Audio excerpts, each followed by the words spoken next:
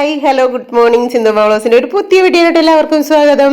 ഇന്ന് ജനുവരി 30 ഇന്ന് എനിക്ക് ഭയങ്കര നല്ല ഹാപ്പി ഡേ ആണ്. കാരണം ഞാൻ നാഗമ്പടത്തെ കോട്ടത്തെ അച്ഛൻ്റെ ആ പ്രാർത്ഥന കേട്ടിട്ടുണ്ട്. അതിനകത്ത് മൊത്തം എന്നെ മെൻഷൻ ചെയ്ത് പറഞ്ഞോളൊക്കെ എനിക്ക് ഫീൽ ചെയ്തു. നിങ്ങളൊക്കെ പറ്റുമെങ്കിൽ ഒന്ന് കാണണേ ആ അച്ഛൻ്റെ പ്രാർത്ഥന. പിന്നെ ഇന്ന് നമ്മുടെ അമ്മാമ്മ എല്ലാവരും അടങ്ങിയ ഒരു വീഡിയോ, എല്ലാവരും കാണണേ. രാവിലെ ഉണ്ടല്ലോ നമ്മുടെ വീട് തുറക്കുമ്പോഴത്തെ ഒരു കാഴ്ച കാണിച്ചു തരാവേ. ഇത് മഞ്ഞിൽ പൊതിഞ്ഞ് നിൽക്കുക കണ്ടോ. എങ്ങനെ കാലമൊക്കെ എന്നറിയത്തില്ല. ഇത് സാധാരണ ഇത് ഡിസംബർ മാസത്തിലും ഒക്കെ കൊണ്ട് ഫുള്ള് കഴിയേണ്ടതാണ്. ഇതിപ്പം ഇന്ന് ഫെബ്രുവരി 1. ദൈവമേ, ഇങ്ങനെ കാലം മാറിക്കഴിഞ്ഞാൽ ഉണ്ടല്ലോ ഏത് പരുവാകുമെന്നറിയാമോ.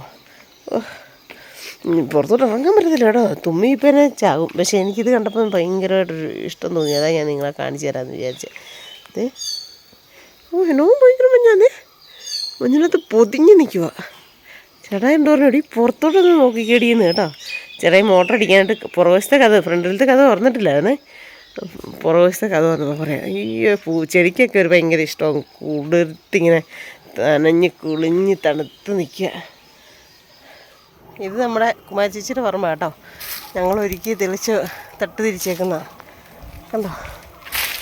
കുമാരി ചേച്ചി അവിടെ വിറവ് ഇറക്കുന്നുണ്ട്. ഞങ്ങളുടെ ഉച്ചവരെയുള്ള പരിപാടി പണി കഴിഞ്ഞു. അപ്പോൾ അവിടെ നിന്ന് വിറവ് ഇറക്കുന്നുണ്ട്. കുമാരി ചേച്ചി അതിന് ഞാൻ കയറി വന്നാട്ടോ. കണ്ടോ തെളിച്ചിട്ട് റെഡിയാക്കി ഇട്ടേക്കുന്നുണ്ടോ. ശരിക്കും കഷ്ടപ്പാടൊക്കെ ഉണ്ട്. ആ ചെയ്യുന്ന സമയത്ത് നല്ല ക്ലിയറായിട്ട് ചെയ്താൽ മതി. ഓരോരുത്തർ അവിടെ ഇവിടെയൊക്കെ കുത്തിപ്പിടിച്ചിരിക്കും കേട്ടോ. പണി കഴിഞ്ഞ് കഴിയുമ്പോൾ കുമാരി ചേച്ചി ഇതേ വിറവ് ഇറക്കുന്നു. നമ്മുടെ അമ്മ സ്റ്റാർ ഇതേ ഇരിക്കുന്നു. അല്ല, ഞങ്ങൾ ശരിക്കും നല്ല ഫസ്റ്റിന് പണിത് നമ്മുടെ റെസ്റ്റ് സമയത്ത് നമ്മൾ ഇതൊക്കെ കളിക്കുന്നത് അല്ലേ അമ്മ? ഒരു എൻജോയ്മെന്റ്. ലേ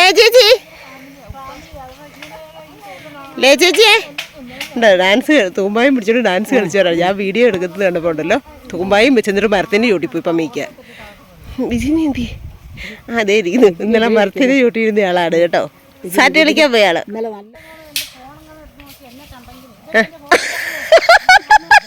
അല്ല, ഇത് ഇസ്രായേലിലുള്ള ബ്ലോക്ക് അയച്ചു കൊടുക്കുക. ഇസ്രായേലിലുള്ള ബ്ലോക്ക് അയച്ചു കൊടുക്കണം കേട്ടോ. ഇങ്ങനെയാണ് ഞാൻ കഷ്ടപ്പെടുന്നത്. നീയൊക്കെ കാണുന്നതേ ചുമ്മാ ഒന്നും അല്ല. എല്ലും മുറിയപ്പെടുന്ന അതാ പറഞ്ഞേ. അതാ പറയാം, അമ്മ നാളെ മുതൽ തൊഴിലുറപ്പ് പോകണ്ട, ഞാൻ പൈസ അമ്മയ്ക്ക് അയച്ചു തരാമെന്ന് പറയും. ചിരിയോ ചിരിയാ കോമഡി ഇട്ട് ഞാൻ പറഞ്ഞിട്ടുണ്ട്. കോമഡി എന്ന് വെച്ചാ ചിരിയോ ചിരിയാ അവിടെ ഇരുന്നുണ്ട് കേട്ടോ. അപ്പം അമ്മാമ്മ ഇവിടെ ഇരുന്ന് പറഞ്ഞ കാര്യം എന്നാണെന്നറിയോ, ഞാനുണ്ട് ആപ്ലിക്കേഷൻ കൊടുത്താലോ എന്ന് ആലോചിക്കുന്നത്. അപ്പം ഞാനോർത്ത് ഇനിയും മഞ്ജുപിള്ളക്കോ പിശാരടിക്കോ ഒക്കെ ആണോ എന്ന്. ഒന്നുമല്ല, വേറൊരാക്കാന്ന്. ആർക്കാ അമ്മാമ്മേ? ദൈവത്തിന് ആപ്ലിക്കേഷൻ അയക്കണം, സ്വർഗരാജ്യത്ത് ജോലി കിട്ടണം, മാലാഖമാരും ഒത്തുകൂട്ടു കൂടണം, കൊച്ചുമാലാഖ പെണ്ണിനെ താലി കെട്ടണം, മിന്നി നടക്കണം മിനുങ്ങി നടക്കണം, കാലൻ്റെ വീട്ടിൽ വിരുന്നീനു പോകണം, അവിടെയുള്ള സീനറികൾ ടപ്പു ചെയ്യണം, കൂടെ നാട്ടിലേക്ക് കത്തയക്കണം. ഇവിടെ കത്തയച്ച് ഞാൻ ഇങ്ങോട്ട് വരുമ്പോൾ കൂട്ടുകാർക്കൊക്കെ ഭയങ്കര കുശുമ്പായിരിക്കുമെന്നേ. അവിടെ നിന്ന് കത്തയച്ച ചെവിടം വരെ ചെന്നിട്ടാണ് ഞാനിവിടെ വരുന്നതെന്നൊന്ന് ഓർക്കണം. അതെ. ചോറ് ദേ റെഡിയാകുന്നു. ആറായി ചോറ്. ഇതെന്തിനാണെന്നറിയോ? ഉള്ളിയും വറ്റലമുളകും കൂടെ ചതച്ച് മൂപ്പിച്ചാണ്. എന്തിനാണെന്നറിയോ? ചേന മെഴുക്കുവരട്ടി വെക്കാൻ. ഇതുകൊണ്ടോ എൻ്റെ ഇതിൻ്റെ പിടി പറഞ്ഞു പോയി. ചേന മെഴുക്കുവരട്ടാൻ വേണ്ടിയിട്ട് ഇതാണ്. അതിന് ഞാൻ മുളക് എരിവുള്ള മുളക്, അതിന് ഇച്ചിരി കളറ് കുറവാണ്. അതുകൊണ്ട് ഞാനൊരു ശകലം കാശ്മീരി ചില്ലി പൗഡറും ഇട്ട് വെക്കുക. അപ്പം ഒരു നല്ല കളർ കിട്ടുമല്ലോ. എന്നിട്ട് ഇതേ ചേന ഇതിനകത്ത് കിട്ടു. ചേന ഇതിനകത്തൊന്ന് കിടക്കട്ടെ. നമുക്കതിനകത്ത് നമ്മുടെ കഞ്ഞി വെന്തു അവനെ ഒന്ന് ഊറ്റാം. അവന് ഒന്ന് ഊറ്റട്ടെ. നിങ്ങൾ ഞാൻ കാണിക്കുന്ന ഒന്നും കണ്ട് സർക്കസ് കാണിച്ച് സാഹസം കാണിച്ച് ഇങ്ങനൊന്നും വെച്ച് ഊറ്റിയേക്കരുത്. നിങ്ങളൊക്കെ സൂക്ഷിച്ച് ഊറ്റിക്കണം. അടുക്കളയിലോ ഒക്കെ കൊണ്ട് അടുപ്പിൻ്റെ അവിടെയൊക്കെ വെച്ചിട്ടൊക്കെ അല്ലേ എല്ലാവരും കഞ്ഞി ഊറ്റുന്നത്. ഞാനിങ്ങനെ ഈ ഒരു കുഞ്ഞിക്കലമൊക്കെ ആയതുകൊണ്ട് സാഹസം കാണിക്കുന്നതാണ് കേട്ടോ. അല്ല അതേ അവിടെ ഗ്യാസിൻ്റെ അടുത്ത് തന്നെ വെച്ച് ഊറ്റിയാൽ നമുക്കും അങ്ങനെ ചെയ്തേക്കാന്നൊക്കെ വെച്ചാലും പരീക്ഷിച്ചേക്കരുത്. അതിനാണ് ഞാൻ പറഞ്ഞേക്കുന്നത്. അപ്പം കഞ്ഞിയൊക്കെ ഊറ്റി അവിടെ കിടന്ന് വെള്ളമൊക്കെ പോട്ടെ. ഇപ്പം വലിയ സംഭവം ഉണ്ടാക്കി ഇതിൻ്റെ ഇതിന് പിടി അല്ലാണ്ട് ഇനി നമുക്ക് ഈ പാൻ മാറ്റിക്കോണോന്ന് അറിയണ്ട കമൻറ്റ് ചെയ്യാൻ കണ്ടായിരുന്നു. സിന്ധുമ അതിനകത്തെ കോട്ടിങ്ങൊക്കെ പോയത്. കോട്ടിങ് ഫുള്ള് പോയതുകൊണ്ട് പിന്നെ നമുക്ക് പ്രശ്നമില്ല. ഞാൻ അതിനകത്ത് ഈ കുറച്ച് ഇളകി വരാൻ തുടങ്ങിയപ്പോൾ ഞാൻ നന്നായിട്ട് ഉരച്ച് തേച്ച് കഴുകി കളഞ്ഞാണ് കേട്ടോ. അത് നമ്മുടെ വയറ്റിൽ പോകണ്ടാന്ന് ഓർത്തോണ്ട്. അതുകൊണ്ട് മൊത്തത്തിലുള്ള കോട്ടിങ് പോയതുകൊണ്ട് കുഴപ്പമില്ലായിരുന്നു. പക്ഷേ ഇപ്പം പിടിക്കാനായിട്ടുള്ള പിടിയില്ലെന്നായിപ്പോയി. അതൊരു പ്രശ്നമാണ്. ഇങ്ങനത്തെ ആകുമ്പോണ്ടല്ലോ എളുപ്പം. അതിനുള്ള എണ്ണ കുറച്ച് മതി ഇങ്ങനത്തെ ഫ്രൈ പാൻ ആകുമ്പോഴേ. അപ്പോൾ ചേട്ടായിക്ക് ഭയങ്കര ഇഷ്ടമുള്ള കറിയാണ് ചേനമെഴുക്കുവരട്ടി. കറിവേപ്പിലയൊക്കെ എടുക്കാനായിട്ട് മറന്നു. ഇനിയിപ്പം സന്ധ്യ അവിടെ ഞാൻ ഇറങ്ങിയില്ല എടുക്കാനായിട്ട്. സത്യം പറഞ്ഞാൽ എനിക്ക് സമയം കിട്ടുന്നില്ല. ദൈവത്താണേ. തൊഴിലുറപ്പിന് പോയിട്ട് വന്നു, കുളിച്ചു, പെട്ടെന്ന് വെള്ളമൊക്കെ ഒഴിച്ചു, കയറി വന്നു, കഞ്ഞി വെച്ചു, കറി വെച്ചു. സമയം കിട്ടുന്നില്ല. എങ്ങനെ ഈ ചില മനുഷ്യർക്ക് ഇതിന് മാത്രം സമയം നോക്കും? എന്നിട്ട് ഒറ്റവും കുറവും കണ്ടുപിടിച്ച് അവിടെ ഇവിടെയും പോയി ഓരോ എന്നാ പറയുന്നത് കമൻസും അതും ഇതും ഒക്കെ ഇട്ട് കുറ്റം പറയാനും ഒക്കെ പറയാനും ഒക്കെ. അപ്പം ഇതുങ്ങളൊക്കെ സത്യം പറഞ്ഞാൽ വീട്ടിൽ പണിയൊന്നും ചെയ്യാതെ സ്വന്തം എന്നാ പറയുന്നത് അമ്മമാരെ കൊണ്ടും അപ്പന്മാരെ കൊണ്ടും ഒക്കെ പണി ചെയ്യിപ്പിച്ച് അല്ലെങ്കിൽ ഇങ്ങനെ നമുക്ക് വീട്ടിൽ പണികളൊക്കെ നടക്കുമോ? എനിക്ക് പറ്റുന്നില്ല. ഞാനത് അത്യാവശ്യം ഓടി നടന്നോടൊക്കെ ചെയ്യുന്നുണ്ട്. എന്നിട്ട് എനിക്ക് സമയം കഴിയുന്നില്ല. അപ്പം ഇവൻ ഇവിടെ ഇരിക്കട്ടെ, ചെറുതായിട്ട് തീ കൊടുത്തിടാം. അതാകുമ്പോൾ നന്നായിട്ട് ഇങ്ങനെ ഫ്രൈ ആയിട്ട് കരിമുരാന്ന് ഇച്ചിരി ക്രിസ്പി ആയിട്ടിരിക്കുന്നത് ചേട്ടായി ഇഷ്ടം. ഇനി ചിക്കൻ കറി ഉണ്ട്. ചിക്കൻ കറി കൂട്ടി വലിയ താല്പര്യമില്ല. അതുകൊണ്ട് നമുക്ക് 2 മുട്ടയും കൂടെ എടുത്ത് പൊരിച്ചു കൊടുക്കാം. അപ്പം ചേട്ടയുടെ കാര്യമൊക്കെ അതില്ലേ, അതൊക്കെ മതി. സെറ്റ് അല്ലേ? നമ്മൾ എന്തിനാ സങ്കടപ്പെടുന്നേ? ശരിക്കും നമ്മൾ എന്തിനാ സങ്കടപ്പെടുന്നത്? നമ്മൾ ചെയ്യാത്ത കാര്യങ്ങളൊക്കെ ആരെങ്കിലും എന്തെങ്കിലുമൊക്കെ പറഞ്ഞാൽ നമുക്കത് വാദം ഒരിക്കലും ഇല്ലല്ലേ. നമ്മൾ സങ്കടപ്പെടാനേ പാടില്ല. നമുക്കിനി ഒറ്റപ്പെടൽ തോന്നിയാൽ അപ്പം ദൈവം നമ്മുടെ കൂടെ ഉണ്ടെന്നങ്ങ് നമ്മൾ വിചാരിച്ചാൽ മതി. കറക്റ്റ് കാര്യമാണ്. ഇന്ന് രാവിലെ എനിക്ക് അത്രയും പോസിറ്റീവ് തന്നത് ദൈവമാണ്. ആ അച്ഛനോടെ അല്ലെങ്കിൽ ഞാൻ എല്ലാ ദിവസവും ഇപ്പം കറക്റ്റായിട്ട് കാണുന്നില്ല. അത് ഇടയ്ക്കിടയ്ക്ക് ഞാൻ കാണാറുണ്ട്. ഇപ്പം കണ്ടിന്യൂസ് ആയിട്ട് അങ്ങനെ എല്ലാ ദിവസവും രാവിലെ തന്നെ മുടങ്ങാതെ ഒന്നും കാണുന്നില്ല. വൈകിട്ടോ ചിലപ്പം 2 ദിവസത്തിനുള്ളിലോ അങ്ങനെയൊക്കെ ആയിരിക്കും ഞാൻ കാണാറുണ്ട്. എനിക്ക് ഭയങ്കര ഒരു അത്ഭുതം, ഭയങ്കര ഒരു ശക്തിയൊക്കെ കിട്ടുന്ന ഒരു ഇതാണ് അവിടുത്തെ പ്രാർത്ഥന ആയിക്കോട്ടെ, അച്ഛൻ്റെ സംസാരം ആയിക്കോട്ടെ ഒക്കെ. അപ്പം നമ്മളെന്നെ ചെയ്യേണ്ടതെന്നറിയാം, നമുക്ക് ഇങ്ങനെയൊക്കെ വരുമ്പോൾ നമ്മൾ ഒറ്റപ്പെട്ടു പോയി എന്ന് തോന്നുമ്പോൾ നമ്മൾ ദൈവത്തെ കൂട്ടുപിടിക്കുക ഉറപ്പാണ്. അതുപോലെ തന്നെ നമുക്ക് ആരും ഇല്ല എന്നുള്ളൊരു ഭയങ്കര വിഷമമൊക്കെ തോന്നി കഴിഞ്ഞാൽ നമ്മൾ പെട്ടെന്ന് ദൈവത്തിൻ്റെ ഒന്ന് ഓർത്ത്, ദൈവത്തിൻ്റെ പല പല കാര്യങ്ങൾ ഓർത്ത് ദൈവത്തിനെ കൂട്ടുപിടിച്ചേ. അപ്പോൾ നമുക്ക് ഭയങ്കര ശക്തിയാണ്. സത്യം എന്നാ മനോധൈര്യം, എന്നാ പിന്നെ നമ്മളെ ആരൊക്കെ തകർക്കാൻ, നമ്മുടെ നേരെ ആരൊക്കെ എറിയാൻ നോക്കിയാലും, നമ്മളെ എങ്ങനെയൊക്കെ തകർക്കാൻ നോക്കിയാലും ദ്രോഹിക്കാൻ നോക്കിയാലും നമുക്ക് ഒരു പ്രശ്നവും തോന്നിയല്ല. അതുകൊണ്ട് തന്നെ ഉണ്ടല്ലോ നമുക്ക് ഇനിയിപ്പം പോട്ടെ എന്തെങ്കിലും ഇതൊക്കെ ആണെങ്കിൽ നമുക്ക് അത്രമാത്രം സഹിക്കാൻ വയ്യ എങ്കിൽ നമ്മൾ എന്നാ ചെയ്യണമെന്നറിയോ? ദൈവത്തിന് മുമ്പിൽ കരയണം. അല്ലാതെ ഞാൻ എനിക്ക് വേണ്ടി പ്രാർത്ഥിക്കാറില്ല, എന്നെ ദ്രോഹിക്കുന്നവർക്ക് വേണ്ടി പ്രാർത്ഥിക്കും. അതുപോലെ തന്നെ ദൈവമേ അവരെന്നും ഉയർന്നു കാണണേ, നന്നായി കാണണേ എന്ന് പ്രാർത്ഥിക്കും. അതിനനുസരിച്ച് നമുക്ക് ദൈവം ഉയർച്ചയെ തരത്തുള്ളൂ, നമുക്ക് സമാധാനം എടുത്തുള്ളൂ. നമ്മൾ കോടീശ്വരരാണെന്നോ വലിയ സമ്പന്നരാണെന്നൊന്നുമല്ല, നമുക്ക് സമാധാനം അതാണ് ജീവിതത്തിൽ ഏറ്റവും വലിയ സമാധാനവും ആരോഗ്യവുമാണ് അല്ലേ? ശരിയല്ലേ? ആരോഗ്യം ഉണ്ടെങ്കിൽ, സമാധാനമുള്ള ഒരു ഹൃദയം ഉണ്ടെങ്കിൽ നമുക്ക് എന്നതാണേലും സമാധാനത്തിൽ കഴിച്ച് ഉറങ്ങി പോകാൻ പറ്റും. സമാധാനം ഉണ്ടെങ്കിൽ സത്യമായിട്ടുള്ള കാര്യം. അതില്ലാത്തവർ അലഞ്ഞ് തിരിഞ്ഞ്, ഇന്നലെ ആരായിട്ട് കമൻറ്റ് ഇട്ടിട്ടുണ്ടായിരുന്നു, പേ പിടിച്ച പട്ടികൾ കുറച്ചാൽ ആരെങ്കിലും അനങ്ങുമെന്ന്. സത്യമാണ്. പേ പിടിച്ച പട്ടികളെ കണ്ടാൽ നമ്മൾ ഒന്നെങ്കിൽ എറിഞ്ഞ് ഓടിക്കാൻ നോക്കും, ഇതല്ലെങ്കിൽ അതിനെ 5 ഇലക്ക് തടിപ്പിക്കുക, എങ്ങനെയെങ്കിലും ഇതാക്കാനോ നോക്കത്തുള്ളൂ, ഒഴിവാക്കാനേ നോക്കത്തുള്ളൂ. ശരിയല്ലേ? എന്ന് പറഞ്ഞ കണക്ക് നമ്മളെ ഏത് രൂപത്തിൽ, പേപ്പട്ടിയുടെ രൂപത്തിലാണെങ്കിലും പാമ്പിൻ്റെ രൂപത്തിലാണെങ്കിലും ഒക്കെ ഏത് രൂപത്തിൽ വന്ന് നമ്മളെ തകർക്കാൻ നോക്കിയാലും നമ്മൾ തകരില്ല. ദൈവത്തിൻ്റെ പിടി നമ്മുടെ കയ്യിലുണ്ടെങ്കിൽ കേട്ടോ. അതുണ്ടെന്നുള്ളത് എനിക്ക് 100% എൻ്റെ ജീവിതത്തിൽ തമ്പുരാൻ എൻ്റെ കൂടെ ഉണ്ടെന്ന് എനിക്ക് ഉറപ്പുണ്ട് കേട്ടോ. പിന്നെ ഇപ്പം കുറേ പുതിയ ഐഡിയ വന്നേക്കാം, ജീസസ്, മേരി. ദൈവമേ, ദൈവത്തിൻ്റെയൊക്കെ പേര് വിട്ട് നിങ്ങളിങ്ങനെ തുടങ്ങിയുണ്ടല്ലോ, ദൈവം നിന്നെ ഒന്നും ഒരിക്കലും വെറുതെ വിടിയല്ല കേട്ടോ. കാരണം അപ്പം ഇന്ന് എന്നാണേലും നല്ല പോസിറ്റീവ് എനർജിയോടെയാണ് രാവിലെ തന്നെ ഇരിക്കുന്നത്. നല്ല പോസിറ്റീവ് എനർജി എന്ന് പറഞ്ഞാൽ അച്ഛൻ്റെ ആ ഇത് കേട്ടപ്പോഴേ, അച്ഛൻ്റെ ആ ടോക്കും പ്രസംഗവും പ്രാർത്ഥനയും അതിനകത്ത് പങ്കുചേരുകയും ചെയ്തപ്പം ഡബിൾ സ്ട്രോങ് ആയിട്ട് ഇരിപ്പുണ്ട് കേട്ടോ. അപ്പം കുപ്പിക്കകത്ത് വെള്ളമൊക്കെ എടുത്ത് വെച്ചു. കണ്ടോ, ഇതാണ് സിന്ധു സുനി.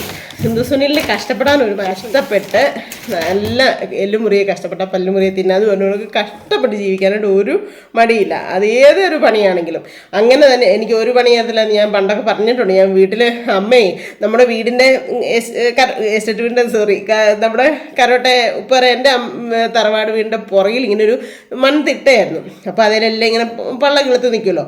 അപ്പോൾ അമ്മയ്ക്ക് ഭയങ്കര വൃത്തിയാണ്. അമ്മയ്ക്ക് ഇങ്ങനെ പുല്ലും കളയൊന്നും നിൽക്കുന്ന ഇഷ്ടമില്ല. ആഴ്ച ഇത് പറിക്കും. എല്ലാ ദിവസവും അമ്മയും ജാസിനൊക്കെ പണിക്കുമല്ലോ. എന്നാലും ആഴ്ച ഒരു ദിവസമായിരിക്കും, ഞായറാഴ്ച ഒരു ദിവസമായിരിക്കും വിട്ടിരിക്കുന്നത്. അപ്പോൾ ഈ കളയെല്ലാം അമ്മ ഞുള്ളി പറിക്കും. ഞാൻ പോകത്തില്ല, സത്യമായിട്ടും അതെ, ദൈവസാക്ഷിയായിട്ടും അതെ. ഞാൻ കളവറിക്കാനൊന്നും പോകത്തില്ല. കുട്ടായി, മോനായി, സന്തോഷം, ഉച്ചേച്ചി, ശാന്തക്കുഞ്ചി ഇവരെല്ലാവരും പറിക്കും അമ്മയുടെ കൂടെ പോയി. ഞാൻ മാത്രം പോകത്തില്ല. എൻ്റെ നഖത്തിനിടെ ചിളിയേറും, എൻ്റെ കൈയൊക്കെ ഇതാകും എന്നൊക്കെ പറഞ്ഞ് ഞാൻ പറിക്കുകയില്ല. എന്നെന്ന് അറിയോ, കുഞ്ഞിനെ മുതലേ ഇച്ചിരി വൃത്തിക്കാരത്തിയായിരുന്നു. അതിൻ്റെ കൂടുതൽ ഞാൻ ബോംബെക്കൊക്കെ പോയി സിസ്റ്റർമാരുടെ കൂടെ നിന്ന് നല്ല ഇച്ചിരി വൃത്തി കൂടുതലും കൂടെ ആയതുകൊണ്ട് അമ്മയ്ക്ക് എന്നെ വിളിക്കും, സന്തോഷം ഇവരെല്ലാവരും വിളിക്കും, എടി വന്ന് പറിക്കടി, ഇങ്ങോട്ട് വന്ന് ഇതൊന്ന് തീരട്ടേടി എന്നൊക്കെ പറയും. പക്ഷേ ഞാൻ പറിക്കാൻ പോകത്തില്ലായിരുന്നു. അത് പോയിട്ട് ഞാൻ ചെയ്യാത്ത പണികളില്ല. എന്തിനാണെന്നറിയോ, എനിക്കൊരു കടമയുണ്ടായിരുന്നു ചില കാര്യത്തിൽ, അത് നിർവഹിക്കാൻ വേണ്ടി ചെയ്യാത്ത കഷ്ടപ്പെട്ട പണികളിത്. നല്ല പോസിറ്റീവ് എനർജി എന്ന് പറഞ്ഞാൽ അച്ഛൻ്റെ ഇത് കേട്ടപ്പോഴേ അച്ഛൻ്റെ ആ ടോക്കും പ്രസംഗവും പ്രാർത്ഥനയും അതിനകത്ത് പങ്കുചേരുകയും ചെയ്തപ്പം ഡബിൾ സ്ട്രോങ് ആയിട്ട് ഇരിപ്പുണ്ട് കേട്ടോ. അപ്പോൾ ദേ കുപ്പിക്കകത്ത് വെള്ളമൊക്കെ എടുത്ത് വെച്ചു. കണ്ടോ, ഇതാണ് സിന്ധു സുനിൽ. ആദ്യമൊക്കെ ഇങ്ങനെ പണിക്ക് പോകുമ്പോഴേ ഞാൻ സത്യം പറഞ്ഞാൽ ഗ്രേസ് ചേച്ചി, മുതുകുത്ത ഗ്രേസ് ചേച്ചിയുടെയും നമ്മുടെ അയ്യപ്പൻ്റെ ഓമൻ ചേച്ചിയുടെയും ഒക്കെ കൂടെയൊക്കെ പണി, രാധമ്മ, അങ്ങനെ നമുക്ക് അത്രയും നമ്മളെ ചേർത്ത് പിടിക്കുന്ന ആൾക്കാരുടെ കൂടെയായിരുന്നു. അപ്പോൾ രാധമ്മയാണേലും എനിക്കറിയത്തില്ലല്ലോ അത്ര, രാധമ്മയുടെ ഒപ്പം പോയിട്ട് കാൽഭാഗം എനിക്ക് എത്താൻ പറ്റത്തില്ല. അപ്പോൾ രാധമ്മ ബാക്കി എനിക്ക് ചെയ്തു തരും. സത്യം, മോൻ അവിടെ ഇരുന്നോളാൻ പറയും. ചേനയുടെ ഒക്കെ ചൂട്ടി ആ തണലത്ത് ഞാൻ ഇരിക്കും പമ്മി. ചേനയ്ക്ക് ചെത്തിക്കൂടാനാ അത് രാധമ്മയുടെ കൂടെ പോയത്. കരിനെല്ലിക്കാരുടെ പറമ്പിൽ ചേനയ്ക്ക് ചെത്തിക്കൂട്ടുക ചപ്പെല്ലാം കൂടെ. അപ്പം എന്നോട് പറഞ്ഞു, ഞാൻ 2-3 ചെത്തിപ്പത്തേനും ഞാൻ മോടത്ത് വിയർത്ത് ചുമന്ന് ആകെ പരുവായി. അപ്പോഴത്തേനും രാധ പറഞ്ഞു, കൊച്ചാ ചേനയുടെ ചൂട്ടി തണലത്തിരുന്നോ, മുകളിൽ നിന്ന് ആരെങ്കിലും ഇറങ്ങി വരുന്നുണ്ടോ എന്ന് നോക്കിക്കോണോ, ഓണർമാരെല്ലാം ഇറങ്ങി വരുന്നുണ്ടോ എന്ന് നോക്കിക്കോണോ. എന്നിട്ട് രാധമ്മ എനിക്ക് ചെത്തി തന്നു. മരിക്കുന്നതും വരെ നമ്മളത് മറക്കുമോ? ഒരിക്കലും മറക്കത്തില്ല. കാരണം നമുക്ക് വേണ്ടിയിട്ട് ആരായിക്കോട്ടെ, അമ്മ അപ്പനൊന്നും വേണ്ട, വെറുതെക്കാരായിക്കോട്ടെ, ഒരു ഉപകാരം ചെയ്താൽ നമ്മളത് മരണം വരെ ഓർക്കണം. എങ്കിൽ മാത്രമേ നമ്മുടെ മനസ്സിൽ ഒരു നന്മയുള്ളൂ, നമുക്ക് എന്തെങ്കിലും ഉയർച്ച ഉണ്ടാകത്തുള്ളൂ. ശരിയല്ലേ? അതുപോലെ തന്നെ എൻ്റെ അയ്യപ്പൻ്റെ ഓമൻ ചേച്ചി, ഞാൻ പറയല്ലേ ഞങ്ങളുടെ വളർത്തമ്മ എന്നൊക്കെ പറഞ്ഞ് സന്തോഷത്തോടെ പോകുമ്പോൾ ചിലപ്പോഴൊക്കെ ഓമൻ ചേച്ചി കാണുമ്പോൾ കാണിക്കത്തില്ലേ. ഓമൻ ചേച്ചി എന്ന് പറഞ്ഞാൽ നമ്മുടെ വീടിൻ്റെ തൊട്ട് താഴത്തെ വീടാ.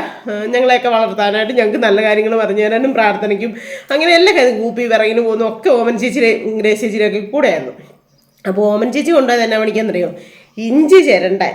ഇഞ്ചി പറിച്ചുമാല പോലെ കൂട്ടിയിട്ടേക്കുക. എന്നിട്ട് വേരിങ്ങനെ അതേലെല്ലാം ഇങ്ങനെ പിടിച്ചിരിക്കും ഇഞ്ചിയുടെ. എന്നിട്ട് വേരെല്ലാം അടത്തി കളഞ്ഞത്. ഇവിടെ എല്ലാം മുറിയും എൻ്റെ സത്യം. ഈ ഇഞ്ചിയുടെ വേരിനകത്ത് കട്ടിയുള്ളൊരു നൂല് കണക്കും കൂടെ ഉണ്ട്. ചിലപ്പോൾ പറിക്കുമ്പോഴത്തേനും ഇവിടെ ആ നൂല് മാരിയുള്ളത് വന്നിട്ട് എൻ്റെ കൈയുടെ ഇവിടെ എല്ലാം മുറിഞ്ഞിട്ടുണ്ട്. എന്നിട്ട് ആ വേരെല്ലാം കളഞ്ഞിട്ട് ഇഞ്ചി ചിരണ്ടുമ്പോഴത്തേനും കണ്ണിലോട്ടെല്ലാം തെറിക്കും. അങ്ങനെ നീറിയും പുകഞ്ഞും ഒക്കെ. എന്നാലും ഞാൻ ഓമനാമ്മയുടെ അഞ്ചാലൊക്കെ എത്തത്തില്ല. 1 കിലോ ചിരണ്ടിയാൽ ഇത്ര രൂപ അങ്ങനെ എങ്ങാണ്ടായിരുന്നു അന്ന്. അങ്ങനെ എങ്ങനെയാണേലും ഞാനൊരു 10-15 രൂപയ്ക്കൊക്കെ ഉള്ളത് ചിരണ്ടുമായിരുന്നു. മനസ്സിലായോ? അതേ പോണക്ക് കഷ്ടപ്പെട്ടാണ് ഞാൻ ജീവിച്ചത്. അതുകൊണ്ടൊക്കെ തന്നെ ഗ്രേസ് ചേച്ചി, മുതുകുന്നത്തെ ഗ്രേസ് ചേച്ചിനെയും പെരമനെ ഒരിക്കലും മറക്കാൻ പറ്റത്തില്ല. കാരണം എൻ്റെ ആവത്തെ സമയത്ത് മക്കളെ രണ്ടിനെയും കൂടെ അവധി സമയത്ത് കൊണ്ടുപോയി ഗ്രേസ് ചേച്ചിയുടെ വീട്ടിലാക്കിയിട്ട് പെരമേനെ അടുത്താക്കിയിട്ടാണ് ഞാനും ഗ്രേസ് ചേച്ചിയും കൂടെ പറമ്പിലോട്ട് പണിക്ക് ഇറങ്ങുന്നത്. അപ്പോൾ അതുകൊണ്ടൊക്കെ തന്നെ ഒരുക്കിയൊക്കെ വരുമ്പോഴത്തേനും വെയിലൊക്കെ വരുമ്പോഴത്തേനും ഞാൻ തളർന്നു. എനിക്ക് പറ്റുന്നില്ല, ചെയ്തിട്ടില്ലല്ലോ. ഞാൻ പറഞ്ഞില്ലേ, മുറ്റത്തെ ഒരു പൊടിക്കള പറിക്കാൻ പോലും ഞാൻ പോയിട്ടില്ല എൻ്റെ വീട്ടിൽ. കാര്യം കഷ്ടപ്പെട്ട ഇതൊക്കെയാണെന്ന് പറഞ്ഞാലും വനത്തിൽ പോയി വിറക് കൊണ്ടുവരികയും പിന്നെ വെള്ളം കോരുകയും മുറ്റം തൂക്കുകയും പെര തൂക്കുകയും പെര വീഴുകയും അങ്ങനത്തെ പണികളും കഞ്ഞിയും കറിയും വെക്കുകയൊക്കെ ചെയ്യുമായിരുന്നു. വലിയധികം കഞ്ഞിയും കറിയും വെക്കാനും ഒക്കെ ആണെങ്കിലും കയറിയിട്ടില്ല. പക്ഷേ ഇങ്ങനെ ഈ ദേഹത്ത് ചെളി പറ്റുന്നതായിട്ടുള്ള കാര്യങ്ങളൊന്നും ഞാൻ ചെയ്യത്തില്ലായിരുന്നു സത്യമായിട്ടും. അത് കഴിഞ്ഞിട്ട് പിന്നെ ഗ്രേസ് ചേച്ചിയുടെ അവിടെ പോയി കഴിഞ്ഞപ്പോൾ ഗ്രേസ് ചേച്ചി ഇത് തന്നെയോ ചുറ്റി മടുത്ത് കഴിയുമ്പോഴത്തേനും ഞാൻ ഗ്രേസ് ചേച്ചിനെ ദയനീയമായിട്ട് നോക്കും സത്യം. അപ്പോൾ ഗ്രേസ് ചേച്ചിനോട് പറയുമ്പോൾ അവിടെ ഇരുന്നൂടി, നീ അവിടെ ഇരുന്നൂടി വെച്ചേ, ഞാൻ ചെത്തിക്കോളാം എന്ന് പറയും. അപ്പോൾ എന്നിട്ട് പേരമേ വന്നിട്ടുണ്ട്, പേരമേ രണ്ടിനെയും കൂട്ടിക്കിട്ട് വെച്ച് തരും സത്യം. അങ്ങനെ ഞാൻ രക്ഷപ്പെട്ടു വന്നിരിക്കുന്നത്. അതുകൊണ്ട് ഇപ്പോൾ ഉണ്ടല്ലോ, ഞാൻ തൊഴിലുറപ്പിന് ചെന്നാൽ ഏറ്റവും ഫസ്റ്റ് ഞാൻ എൻ്റെ പണി തീർത്തിരിക്കും. കാരണം നമുക്ക് കഷ്ടപ്പെടാൻ ഒരു മനസ്സുണ്ട്. ഇപ്പം ഇന്നലെ വിനിയാന്നല്ലാവേ ഞാൻ പെട്ടെന്ന് എൻ്റെ ഇത്ര മീറ്റർ ഒരുക്കി നന്നായിട്ട് ഭയങ്കര കള പിടിച്ച് കിടക്കുക. അത് നന്നായിട്ട് ഒരുക്കി ഒരു സൈഡിലോട്ട് കൊണ്ടുപോയി വരമ്പ് ഉണക്ക് വരണ്ടി വെച്ചിട്ട് അത് മണ്ണ് വെട്ടിയിട്ട് തട്ട് തിരിക്കണം, ലെവലാക്കി ഇങ്ങനെ തട്ട് തിരിച്ചിടണം.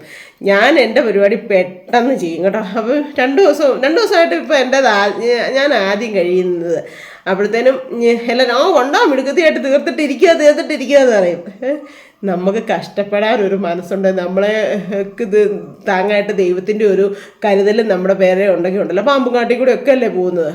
ദൈവം കാത്തു പരിപാലിക്കുന്നതാണ്, ദൈവം സംരക്ഷിക്കുന്നതാണ്. അതുകൊണ്ട് എന്നെ ആരും ഇങ്ങനെ തളർത്താമെന്നൊന്നും നോക്കിയാൽ തീയിൽ കുരുത്തതാണ് ഞാൻ. വെയിലത്ത് പാടില്ല മക്കളെ. അത് ജീസസ് ആണേലും മേരി ആണെങ്കിലും ഞാൻ പാടില്ല. ഒറിജിനൽ ദൈവം വന്നാൽ ചിലപ്പോൾ പാടും കേട്ടോ. ഒറിജിനൽ ദൈവം നമ്മളെ തളർത്താൻ തീരുമാനിച്ചിട്ടുണ്ടെങ്കിൽ, ദൈവത്തിൻ്റെ ഒരു ഹിതം ഉണ്ടെങ്കിൽ നമ്മൾ തീരും. അല്ല അത് കഴിഞ്ഞ് പിന്നെ ഇങ്ങനെ ആറ്റുകാലിൽ താമസിച്ചുകൊണ്ടിരുന്നപ്പോൾ ഉണ്ടല്ലോ, ഞാൻ ഗിരിജയ്ക്കും പണിയെന്ന് പറഞ്ഞില്ല കേട്ടോ. ഗിരിജയുടെ വീട്ടിൽ ചായക്കടയൊക്കെ ആയിരുന്നു വൈകിട്ട്. അവളും പണിക്കൊന്നും പോയിട്ടില്ല. പക്ഷേ അവളുടെയും ജീവിത സാഹചര്യം വന്നു കഴിഞ്ഞപ്പോൾ പണിക്കൊക്കെ ഇറങ്ങേണ്ട സാഹചര്യങ്ങളൊക്കെ ഉണ്ടായി. അപ്പം ഞാനും ഗിരിജ കൂടെ, ഞാൻ വലിയ മൈസറട്ടാവും. ഞാൻ ഓരോ പറമ്പുകാരോട് സ്ഥലം ഞങ്ങൾ വീശി തരാം, ഞങ്ങൾക്ക് ഇതിന് എന്നാ അതിന് പറയുന്നത്, ഉടമ്പടിക്കെടുക്കുകയെന്നോ അങ്ങനെ കണ്ടാന്ന് തോന്നുന്നു. നമ്മളൊരു പൈസ ഇത്ര പണിയും കൊണ്ട് തീർത്തേക്കാം എന്ന് പറഞ്ഞിട്ടോ. എന്നിട്ട് ഞാനും ഗിരിജയും കൂടെ പോവും. ഗിരിജയെ ഒരു ശകലം വിട്ടുമ്പോഴത്തേനും അവൾ ചെയ്തിട്ടില്ലല്ലോ, അവളെ പറഞ്ഞിട്ട് കാര്യമില്ല, അവൾ താഴ്ന്നു കുത്തിയിരിക്കും. അപ്പം ഞാൻ പറയും, നീ ഇച്ചിരി ഇരുന്നു, ഞാൻ അതും കൂടി ചെയ്യാം. അങ്ങനെ പറഞ്ഞ് ഞാൻ ചെയ്യുമായിരുന്നു. കാരണം എനിക്ക് ആദ്യം സപ്പോർട്ട് തന്നത് രാധമ്മയും അവരെ ഓമന ചേച്ചിയും ഗ്രേസി ചേച്ചിയൊക്കെ എന്ന് പറഞ്ഞവർക്ക് ഞാൻ പണിയാൻ ഇറങ്ങിക്കഴിഞ്ഞപ്പോൾ എനിക്കൊരു എനർജി ആയപ്പോൾ എൻ്റെ നാത്തൂരെ കൊണ്ടുപോയപ്പോൾ അവൾക്ക് പറ്റത്തിരുന്ന് കണ്ടപ്പോൾ ഞാൻ ചെയ്യും. എന്നിട്ട് ഞങ്ങൾ രണ്ടും കൂടെ ആയിരുന്നു പിന്നത്തെ പരിപാടികളൊക്കെ. അത് കഴിഞ്ഞ് ഈ ആഴ്ച 7 ദിവസം പണി കിട്ടിയെങ്കിലേ നമുക്ക് നമ്മുടെ വീട്ടിലെ കാര്യങ്ങൾ ഓടിച്ചു പോകാൻ പറ്റത്തുള്ളൂ. നിസ്സാര പൈസയല്ലേ ഉള്ളൂ. അപ്പോൾ നമുക്ക് എല്ലാ കാര്യങ്ങളോടും ഓടിച്ചു പോകാൻ പറ്റത്തില്ല. അപ്പോൾ ആ ഇടയ്ക്ക് സീസൺ കഴിഞ്ഞു, കാപ്പിക്കുരു മുളകും പറിക്കുന്ന സീസണൊക്കെ കഴിഞ്ഞു, പണിയില്ല. ആ ആഴ്ച 3 പണിയേ കിട്ടിയിട്ടുള്ളൂ. അപ്പോഴത്തേക്കും ഗിരിജയ്ക്ക് അങ്ങനെ സ്ഥിരമായിട്ട് വരണമെന്നില്ല, മോനായി എന്തെങ്കിലുമൊക്കെ കാണിച്ച് അവരുടെ വീട്ടിലെ കാര്യങ്ങൾ നടത്തും. പക്ഷേ എനിക്ക് അങ്ങനെ താങ്ങാനായിട്ട് അന്നേരം ആരുമില്ല. അപ്പോൾ എന്നോ ചെയ്യും, പണിയില്ലാതെ ഇങ്ങനെ വിഷമിച്ചിരിക്കുക. അപ്പം നമ്മുടെ തൊട്ടടുത്ത വീട്ടിൽ ചേച്ചി വന്നിട്ട് ചോദിച്ചു, എടി കൊച്ചേ ബയോഗ്യാസ് പ്ലാന്റ് തട്ടായിട്ടൊക്കെ ഇങ്ങനെ വാർത്തിട്ട് അകത്തോട്ട് വലിയൊരു കുഴിയൊക്കെയാണ്, അതിനന്ന് ചാണകം കോരി കൊടിയുടെ ചൂട്ടി കൊണ്ടിടണം, പറ്റുമോ, നിങ്ങളെ കൊണ്ട് പറ്റുമോ എന്ന് ചോദിച്ചു. അപ്പം ഞാൻ ഗിരിജോട് ചോദിച്ചു, എങ്ങനെയാണ് ഗിരിജ? എടി ചാണകത്തിനകത്ത് എങ്ങനെയാണ് ഇറങ്ങുന്നത്? ഞാൻ അതിനകത്ത് ഇറങ്ങിയല്ല, നീ കോരി തന്നാൽ ഞാൻ കൊണ്ടിടാന്ന് പറഞ്ഞു. ശരി ഞാൻ ഇറങ്ങാടി പറഞ്ഞു. ഇറങ്ങി ചാണകത്തിൽ ഇത്രയും വരെ കുഴിക്കകത്ത് ചാണകം മുങ്ങി. ഞാനേ കള പറിക്കുമ്പോൾ കയ്യെ പറ്റുമെന്ന് കരുതി പറിക്കാത്ത വ്യക്തിയായിരുന്നു. എന്തിനാ ചാണകത്തിൽ ഇറങ്ങിയെന്നറിയോ? കൊടുക്കണമെങ്കിലേ കഷ്ടപ്പെടണമായിരുന്നു, പണിയണമായിരുന്നു, സത്യം. എന്നിട്ട് ഇറങ്ങി ചാണകം ഇവിടെ വരെ, അത് കഴിഞ്ഞ് കയറി നമ്മൾ ചുവന്നോട്ട് പോകുമ്പോൾ തലയിൽ കൂടെയും ദേഹത്തൂടെ ഒക്കെ ഒഴുകി, അത് ഈ എന്നാ പറയുന്നത്, ഇങ്ങനെ കുഴമ്പ് പരുവത്തിലായി കിടക്കും. ഇവർ ഈ ഇത് കലക്കി വിടുന്നതല്ലേ ബയോഗ്യാസ് എന്ന് പറയുമ്പോൾ. നിങ്ങൾക്കൊക്കെ അറിയാമോന്ന് എനിക്കറിയത്തില്ല. ഗ്യാസ് പറിക്കാത്തോട്ട് എടുക്കാൻ വേണ്ടിയിട്ട് ചാണകം ഇട്ടിട്ട് വെള്ളവും കൂടെ ഒഴിച്ച് ഇങ്ങനെ കലക്കി ചാറാക്കി വിടും. അപ്പോൾ അത് പ്ലാന്റിൽ പോയിട്ട് എങ്ങനെയോ ഗ്യാസായിട്ട് സ്റ്റവിനകത്തോട്ട് വരും. ശരിക്കും അളിഞ്ഞ ഒരു പരുവത്തിൽ കുഴഞ്ഞ് ചാറ് ഉണക്ക് കിടക്കും. ഒരു പരിപ്പ് ഒരു പരുവത്തിൽ ഇരിക്കും.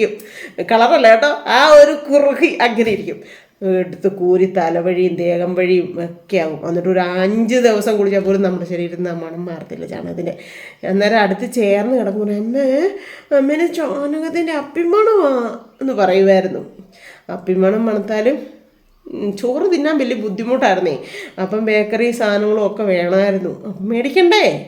അപ്പോൾ അങ്ങനെ വരെ ഓരോ രീതിയിലും ഞാൻ കഷ്ടപ്പെട്ട് വളർത്തിയ.